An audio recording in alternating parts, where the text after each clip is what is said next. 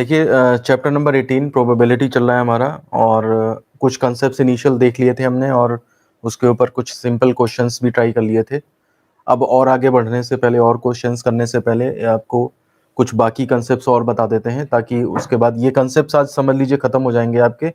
और फिर इसके बाद आपके पास क्वेश्चंस ही क्वेश्चंस होंगे जो आप जितने चाहें ट्राई प्रैक्टिस कर सकते हैं। एक क्वेश्चन प्रैक्टिस का सेशन मैं और ले लूँगा उसके बाद, और तब आपका ये प्रायिकता चैप्टर जो है वो पूरा हो जाएगा। इम्पॉर्टेंट क्वेश्चंस जो हैं वो कवर करने की कोशिश करूंगा मैं।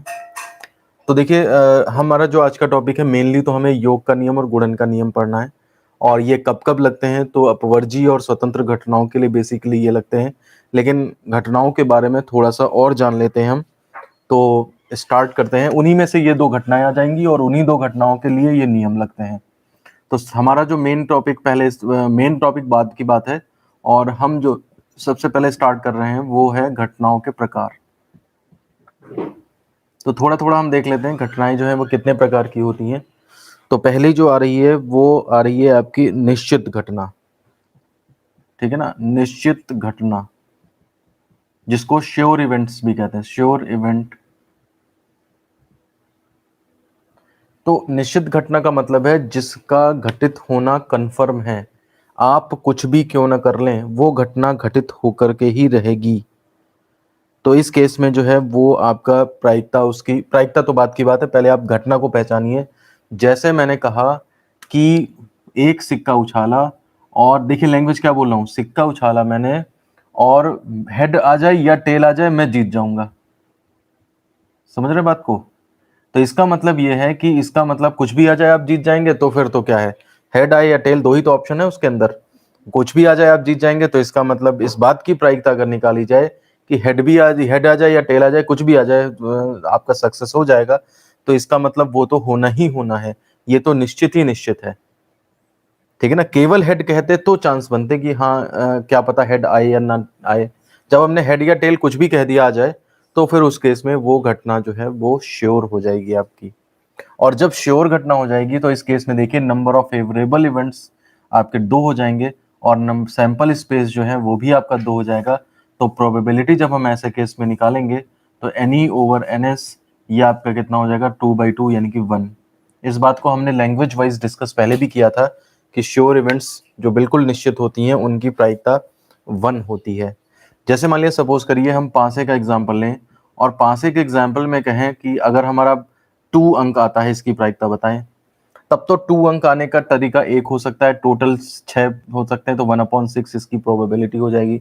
लेकिन अगर मैं ये कहता हूं कि पासा फेंका मैंने और 1 आ जाए या 2 आ जाए या 3 आ जाए, 4 आ जाए, 5 आ जाए, 6 आ जाए, तो इसका मतलब तो फिर कुछ भी आ जाए तो ये तो श्योर इवेंट्स हो जाएंगी।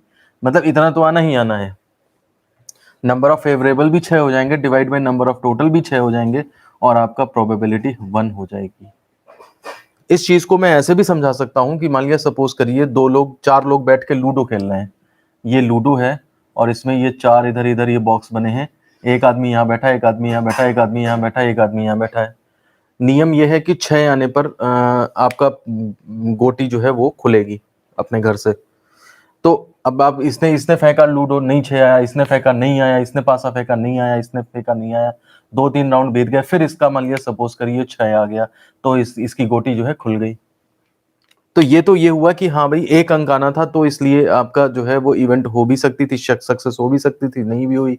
शुरुआत में 2-4 बार में सक्सेस नहीं हुई, फिर एक बंदे की जो है सक्सेस आ गया उसमें। तो ये तो एक हो गया कि आपकी इवेंट के कुछ भी आंसर आ सकता है। लेकिन अगर हम इस गेम में ये नियम बना दें यहाँ पे कि कुछ भी आ जाए, 1 आ जाए, 2 आ जाए, 3 आ जाए, 4 आ जाए, 5 आ जाए, 6 आ जाए, आपकी गोटी खुल जाएगी। फिर तो सब में लड़ाई मच जाएगी कि मैं पहले चलूंगा। क्यों? क्योंकि जिसका भी आएगा वो कुछ भी नंबर आएगा, तो आपकी गोटी तो खुल ही जानी है। तो यहाँ पर जो है वो श्योर इवेंट हो जाएगी कि आप कुछ भी क्यों ना जाए, आपकी गोटी खुलनी है। तो इसलिए आप बस लूडो फेंकने, पासा फेंकने की देर है, और कोई भी अंक आएगा आपकी गोटी खुल करके चली जाएगी। और फिर 6 आ गया तो आपको दोबारा चांस मिल जाएगी, वो तो अलग से एडवांटेज है। तो इस केस में तो इसलिए जो है वो श्योर इवेंट का यही है कि उसकी प्रायिकता 1 होती है। मतलब उस टाइम पे जो है गोटी खुलेगी ही खुलेगी हमेशा। सक्सेस आपको पहले ही ट्रायल में सक्सेस मिल जाएगी। मुझे बताइए, क्लियर है ये निश्चित घटना? और निश्चित घटना की प्रायिकता 1 होती है। दूसरा देखिए, अनिश्चित घटना यानी कि इम्पॉसिबल इवेंट। ठीक है ना, इम्पॉसिबल इवेंट में देखिए क्या होगा जाकर के, अब इसी में समझिए आप, जैसे मान लिया सपोज करिए जो घटना कभी घट ही नहीं सकती है, ठीक है ना, वो चीज घट जाए तो वो इम्पॉसिबल इवेंट होगी। जैसे मान लिया सपोज करिए हम ये कह रहे हैं कि पासा फेंका हमने और पासा फेंकने में सात आने की प्रायिकता बताएं।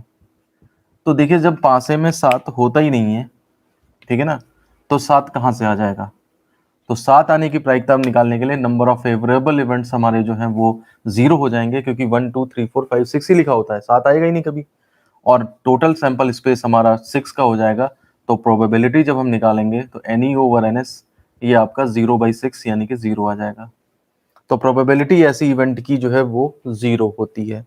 मान लिया सपोज करिए हम ये लूडो के ही गेम में जैसे चार लोग बैठ के खेल रहे हैं, हमने रूल बना दिया जिसका सात आएगा उसकी गोटी खुलेगी। तो सुबह से शाम तक ये लोग बैठ के खेलते रहेंगे, लेकिन इनकी गोटी कभी खुलेगी ही नहीं। समझ रहे हैं? तो ये इम्पॉसिबल इवेंट है, इसकी प्रोबेबिलिटी जीरो है, ये कभी घटना घट नहीं सकती। तीसरा है हमारे पास स्वतंत्र घटना। स्वतंत्र घटना, इंडिपेंडेंट इवेंट। और साथ ही साथ हम देख लेंगे चौथा परतंत्र घटना। परतंत्र घटना, डिपेंडेंट इवेंट। दोनों मतलब एक दूसरे के उल्टे हैं, तो इसलिए आपको समझ में आ जाएगा जल्दी से। तो देखिए स्वतंत्र घटना क्या होती है। स्वतंत्र घटना वो होती है कि मान लिया सपोज करिए एक इवेंट मेरे पास ये है E1 और दूसरी इवेंट मेरे पास अलग है। दिमाग में बैठाइए इसको, ये चीज़ थोड़ा सा कंफ्यूजिंग है आपको और क्वेश्चंस में ज़रूरत पड़ती है इस चीज़ की, इसलिए मैं इसके ऊपर फोकस करके बार बार कह रहा हूँ। तो अगर मान लिया सपोज करिए एक इवेंट है हमारे पास, एक दूसरी इवेंट है, इसमें कुछ भी आंसर आ जाए और इसमें कुछ भी आंसर आ जाए और इन दोनों का आपस में कोई बाउंडेशन ना हो, मतलब ये अलग कुछ भी आंसर आ जाए, सक्सेस हो जाए या फेल्योर हो जाए, तो उसकी सक्सेस या फेल्योर से इसकी सक्सेस या फेल्योर पे फर्क ना पड़े। मतलब उसके जीतने से, या सक्सेस का मतलब वही है जीतना एक तरह से, कि वो घटना घटित हो जाए। मान लिया सपोज करिए जैसे मैंने सिक्का उछालते टाइम हेड बोला, तो सक्सेस मेरी क्या होगी, जब हेड आ जाएगा तो सक्सेस हो जाएगी। क्रिकेट के गेम में जैसे यही तो होता है, आपने सिक्का उछाल दिया, दोनों टीमों के कैप्टन खड़े हैं, ये भी खड़ा है कैप्टन, दूसरी टीम का भी कैप्टन खड़ा है। एम्पायर ने जो क्या किया, सिक्का उछाल दिया। तो अंपायर जब सिक्का उछाल के गिरने वाला होता है उसी टाइम पे कोई एक बोल देता है कि हाँ भाई चलो तुम बोल लो या मैं बोलूंगा या जो भी है। तो जो उसने हेड, मान लिया इसने कहा कि मैं बोलूंगा, तो इसने अगर हेड बोला और हेड आ गया तो ये जीत गया, और अगर हेड मान लिया सपोज करिए नहीं आया तो ये जीत जाएगा। तो हेड आना एक तरह से जो है इवेंट हो गई, सक्सेस इसके लिए है, इसके लिए वही फेल्योर है। ठीक है ना, तो एक घटना के घटित होने या न घटित होने से दूसरी घटना पे कोई उसका प्रभाव न पड़े, तो ये जो दोनों इवेंट हैं वो आपकी स्वतंत्र इवेंट कहलाएंगी। मैं इसका एग्जांपल देता हूं। सपोज करिए मैंने क्या किया, एक क्वेश्चन इसे भी दिया बच्चे को, ये दो बच्चे हैं, और एक क्वेश्चन मैंने एक बच्चे को दिया, दोनों दो बच्चों को मैंने एक एक क्वेश्चन दिया और अलग अलग बैठा दिया। अब मैं आपसे पूछता हूं कि ये सॉल्व कर सकता है, ये इसकी सक्सेस है, ये सॉल्व कर पाएगा, ये इसकी सक्सेस है, तो इसके सॉल्व करने की घटना और इसके सॉल्व करने की घटना ये आपस में स्वतंत्र हैं या परतंत्र। तो आप इसमें आंसर किए करोगे कि ये अगर बच्चा क्वेश्चन सॉल्व कर लेता है तो ये बच्चा सॉल्व करने पर वो सॉल्व कर पाएगा या नहीं कर पाएगा, इससे कोई मतलब नहीं बैठता है। हो सकता है ये सॉल्व कर ले वो भी कर ले, हो सकता है ये ना कर पाए वो भी ना कर पाए, और हो सकता है ये कर ले वो ना करे, हो सकता है ये ना कर पाए वो कर ले। तो ऐसा कोई हम बाउंडेशन नहीं लगा सकते कि पहले बच्चे ने क्वेश्चन चूंकि कर लिया तो इसलिए दूसरा भी कर लेगा, ऐसा कुछ नहीं है। तो इसलिए ये दोनों घटनाएं जो हैं वो आपस में स्वतंत्र हैं, किसी एक का दूसरे से कोई मतलब नहीं है। मोस्ट इंपॉर्टेंट क्वेश्चंस कब कराएंगे? देखिए ये जो आज थ्योरी का सेशन कंप्लीट हो जाएगा, इसके बाद मुझे इंपॉर्टेंट क्वेश्चन ही कराने हैं इसके।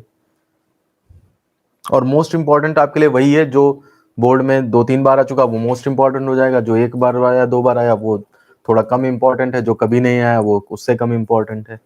इसमें तो किसी से कोई पूछने की जरूरत ही नहीं है, ठीक है ना। इधर उधर आप ज्यादा उलझेंगे इस इधर उधर कुछ चक्करों में, तो फिर आप अपना ही नुकसान कर लेंगे।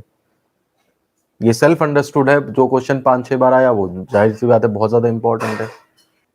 स्वतंत्र घटना का एक एग्जांपल और देखिए, मान लिया सपोज करिए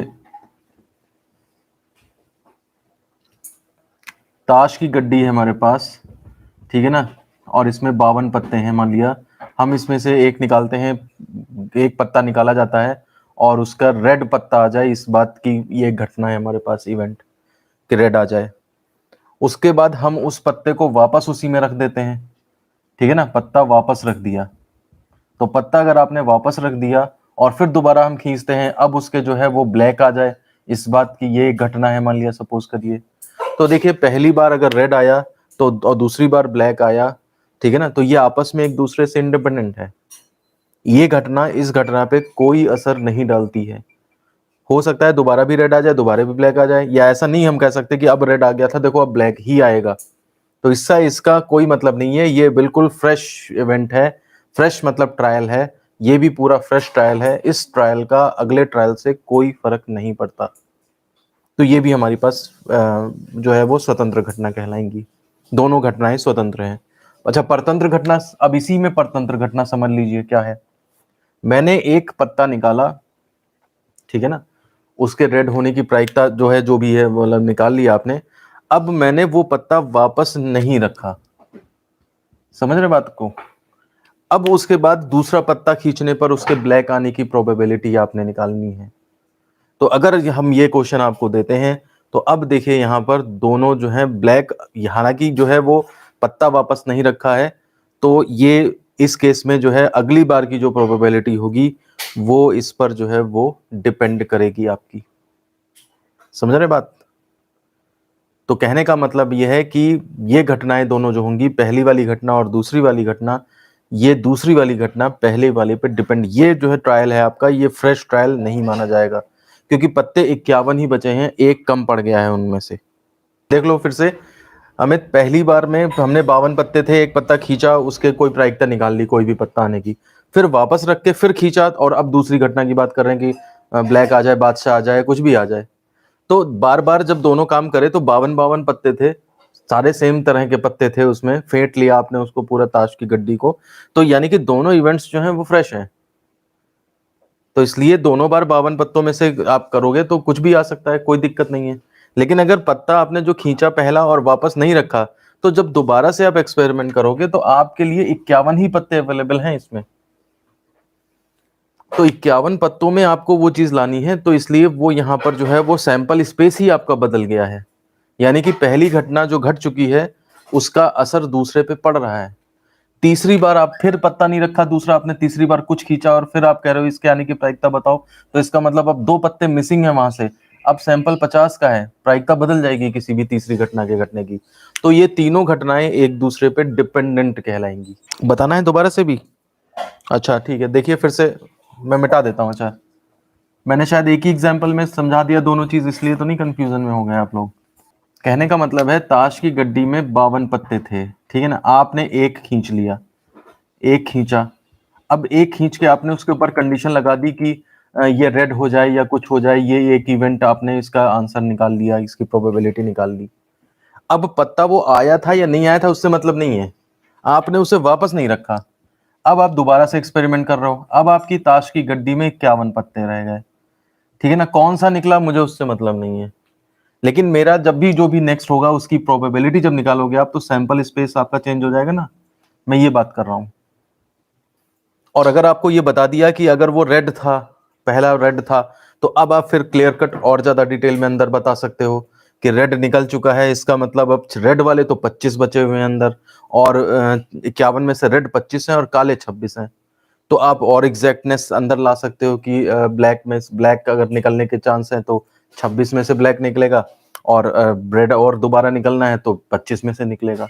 फिर उसके बाद आपने ये भी पत्ता वापस नहीं रखा, ठीक है ना, ये वापस नहीं रखा, अब आपके पास तीसरी घटना कर रहे हो, ये 50 ही पत्ते बचे, फिर एक खींच रहे हो, प्रायिकता निकालनी है, तो फिर ये आपका ये, तो ये तीनों घटनाएं जो है वो डिपेंडेंट है, इस ये फ्रेश इवेंट, फ्रेश ट्रायल है, ये उसके ऊपर डिपेंड है, ये उसके ऊपर डिपेंड है, मतलब बाकी सारे इसके ऊपर डिपेंड होते चले जाएंगे, क्योंकि पत्ता वापस नहीं रखा जा रहा है।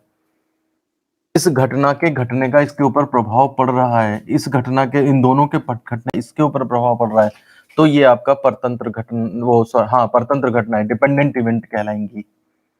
और अगर पत्ता वापस रख रख दें बार बार और फिर खींचते जाएं, तो फिर आपको 52 पत्ते ही मिलेंगे, यानी कि हर बार में जो है वो क्या बोलते हैं, आपके पास फ्रेश ट्रायल मिलेगा, सैंपल आपको, सैंपल स्पेस बार बार सेम मिलेगा। ये जितनी मेहनत आप इन पे कर लेंगे उतना ही क्वेश्चंस में आपको सोचने में आसानी होगी। जो ये प्रॉब्लम होती है कि हमें नहीं पता कि मल्टीप्लाई करें, हमें नहीं पता कि डिवाइड करें, क्या करें, तो वो चीज़ जो है वो प्रॉब्लम नहीं होगी आपको। नेक्स्ट है अपवर्जी घटनाएं। 6 है शायद। अपवर्जी घटनाएं, बल्कि परस्पर अपवर्जी घटनाएं, परस्पर अपवर्जी घटनाएं, म्यूचुअली एक्सक्लूसिव इवेंट्स।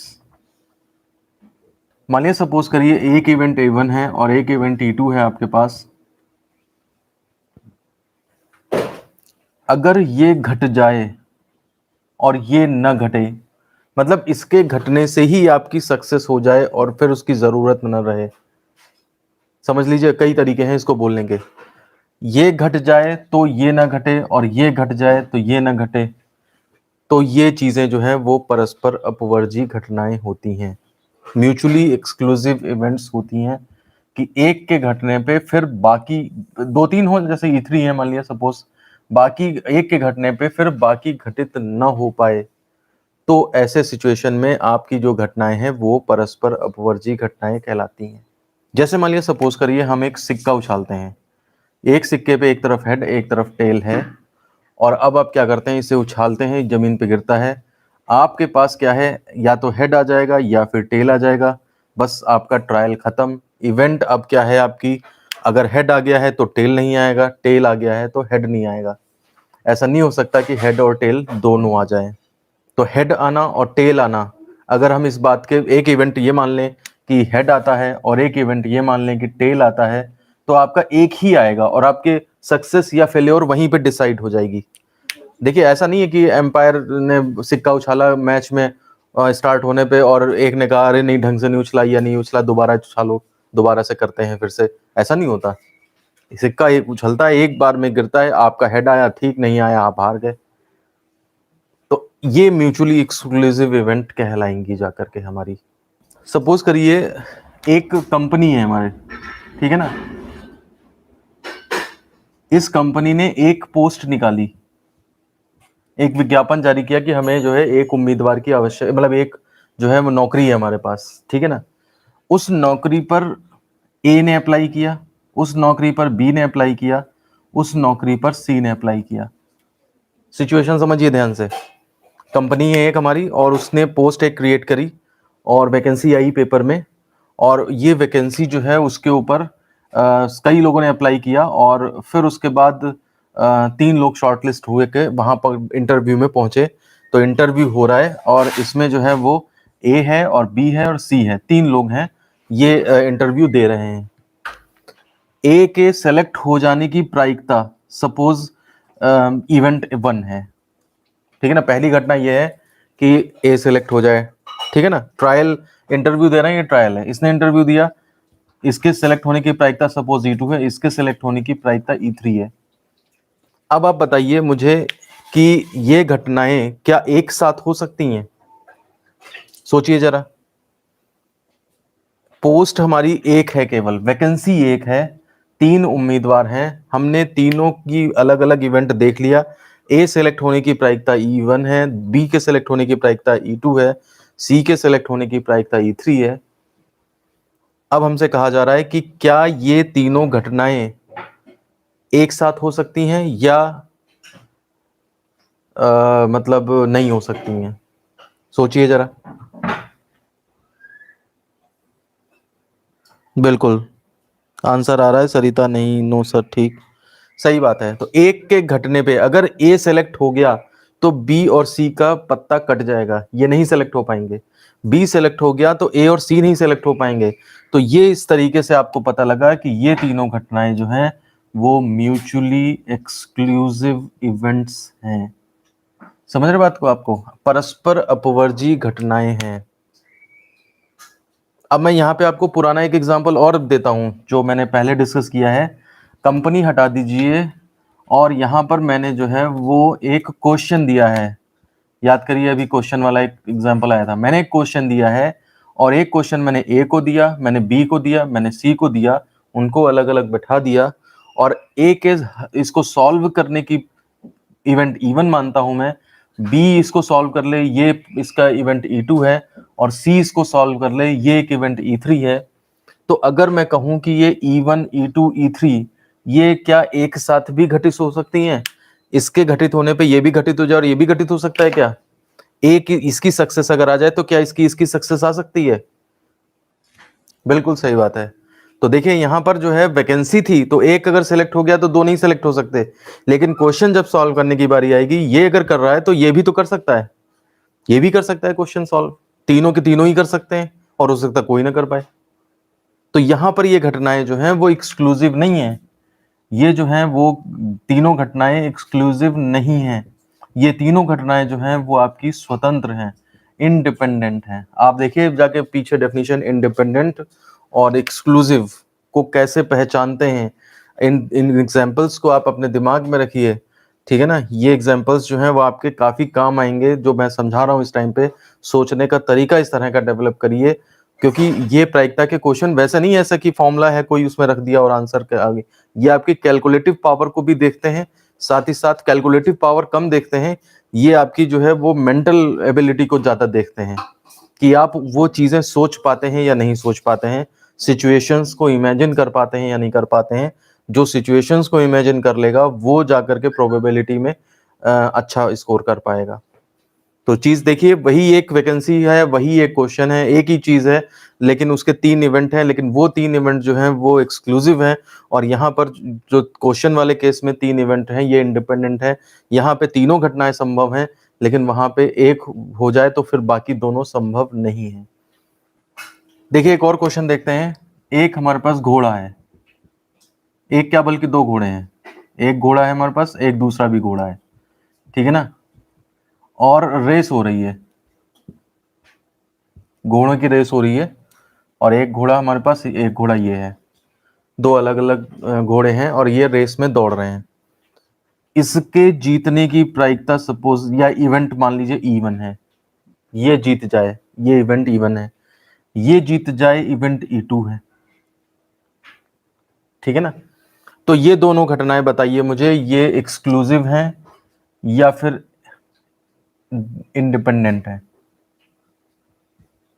पहचानिए। ये दोनों घटनाएं हैं कि घोड़ा, पहला घोड़ा जीत जाए और एक इवेंट है दूसरा घोड़ा जीत रहा है। तो ये दोनों घटनाएं एक्सक्लूसिव हैं या फिर इंडिपेंडेंट है, स्वतंत्र हैं या अपवर्जी हैं, ठीक है। तो ये आपका एक्सक्लूसिव है इवेंट, क्योंकि अगर एक जीत गया तो दूसरा नहीं जीतेगा, ठीक है ना। अगर रेस में ये जीत गया तो ये फेल्योर हो जाएगा और ये जीत गया तो ये फेल्योर हो जाएगा। तो एक घटना के घटने पे दूसरी नहीं घटित हो सकती है, ठीक है ना। तो ये आपका जो है परस्पर अपवर्जी घटनाएं हैं। तो ठीक है, ये अपवर्जी घटनाएं जो हैं वो क्लियर होती हैं आपको, ठीक है। अब इसके बाद इसमें डेफिनेशन बची है संयुक्त घटनाएं, कंपाउंड इवेंट्स।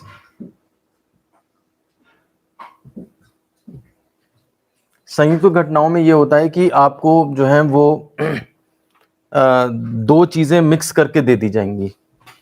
दो चीजें मिक्स करके देने का मतलब ये हुआ जा करके कि आपसे कहा, जैसे आपने कुछ गेम ऐसे देखे होंगे, वो कौन सा गेम हो जाए जिसमें बिजनेस करना पड़ता है, लूडो की तरह ही होता है जिसमें दो पासे उछालने पड़ते हैं।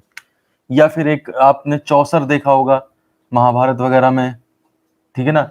तो उसमें क्या करते हैं, दो पासे उछाले जाते हैं, दो चीजें एक्टिविटी एक साथ करी जा रही हैं, दो करी जा रही हैं, तीन करी जा रही हैं कि दो पासे हमने उछाल दिए और इसमें जो है अंकों का योग दो आ जाए। एक पासा एक सिक्का उछाल दिया, इसमें जो है वो कितने क्या हो जाएं। तो इसमें जो है ये घटनाएं जो हैं वो आपकी संयुक्त घटनाएं कहलाती हैं। ठीक है ना। कंपाउंड इवेंट्स का मतलब जैसे कि इंग्लिश में कंपाउंड सेंटेंसेस होते हैं कि एक से ज़्यादा सेंटेंस का मिक्सचर, वैसे यहाँ पे जो है घटनाएं जो हैं वो एक साथ घटित होंगी, तो उनका जो है वो एक दूसरे से संबंध रहता है, एक दूसरे से संबंध है, दोनों एक साथ गिरेंगे। अब इस पे एक आ जाए, इसके ऊपर दो आ जाए ऊपर, ठीक है ना, वो एक अलग चीज हो सकती है। तो इस तरह की घटनाओं को हम कहेंगे संयुक्त घटनाएं। एक और है हमारे पास एर्थ, सर्वसमावेशी घटनाएं, एग्जॉस्टिव इवेंट्स। एग्जॉस्टिव इवेंट्स का मतलब होता है कि ये भी कुछ कुछ मिलता जुलता आपका निश्चित घटना से ही है, कि सभी का समावेश कर लीजिए। सर्व समावेशी मतलब एग्जॉस्टिव मतलब सभी। जैसे मान लिया सिक्का उछाला आपने, सिक्के में हेड भी आए टेल भी आए, सब कुछ मान लो में सब कुछ हो रहा है, सबके ऊपर सक्सेस हो रही है, हेड भी आ जाए टेल भी आ जाए, हम सक्सेसफुल हो जाएंगे। तो सारी घटनाओं का समावेश कर लिया है हमने, तो इसलिए ये सर्व समावेशी मतलब पूरा सैंपल ही स्पेस हमने मान लिया कि वही घटना घटित होने पर हम सक्सेस हो जाएंगे। तो एक तरह से ये निश्चित घटनाओं को ही डिनोट करता है। तो सिक्के की उछाल में जैसे शीर्ष में हेड या टेल आ जाए हम जीत जाएंगे, तो ये आपकी सर्वसमावेशी घटना है। पासे में मैंने कह दिया कि 1 2 3 4 5 6 कुछ भी आ जाए, हमारी गोटी खुल जाएगी या हम जीत जाएंगे, तो ये आपकी सर्वसमावेशी घटनाएं कहलाती हैं। अब देखिए हम डेफिनेशंस हमने देख ली हैं, अब हम आ जाते हैं अपने योग के नियम और गुणन के नियम पे आ जाते हैं। ठीक है ना, इनको जरा समझ लीजिए कहाँ पर कौन कौन से ये नियम लगते हैं।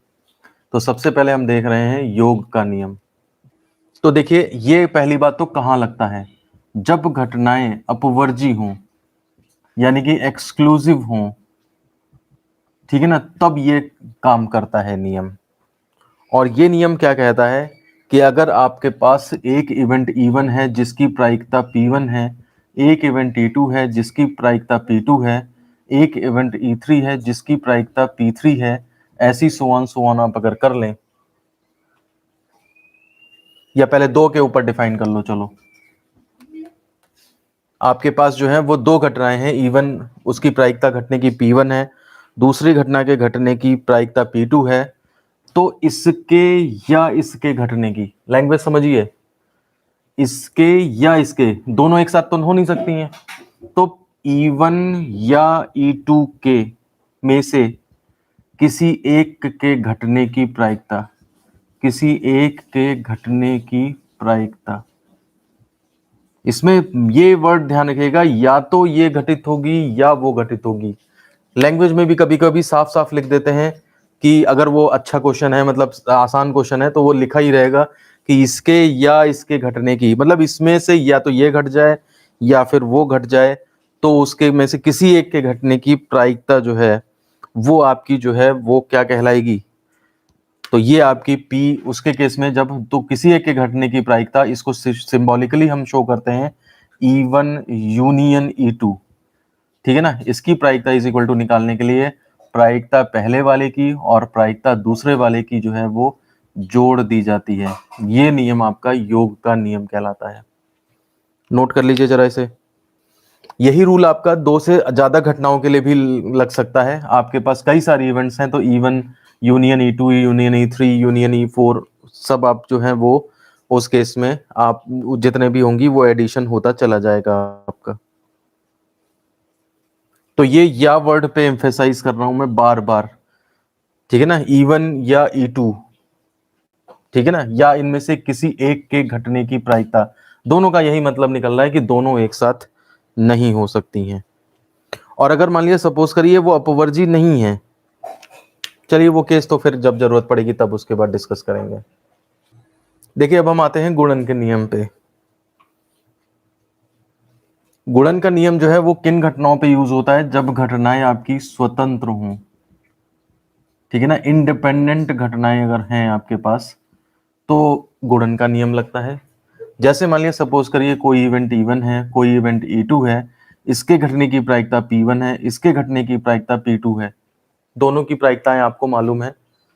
तो अब यहां पे लैंग्वेज क्या होती है, तो E1 व E2 के घटने की मतलब ये भी घटित हो और वो भी घटित हो, ठीक है ना, मतलब हम ऐसे कह सकते हैं E1 कॉमा E2 के एक साथ घटित होने की प्रायिकता। तो अगर ये आपको निकालना है एक साथ घटित के एक साथ घटित होने की प्रायिकता, तो देखिए जैसे पिछले में यूनियन था, यूनियन कैसे शो किया जाता है, ए और बी है तो यूनियन का मतलब होता है ए या बी में से कुछ भी, कोई एक भी हो जाए।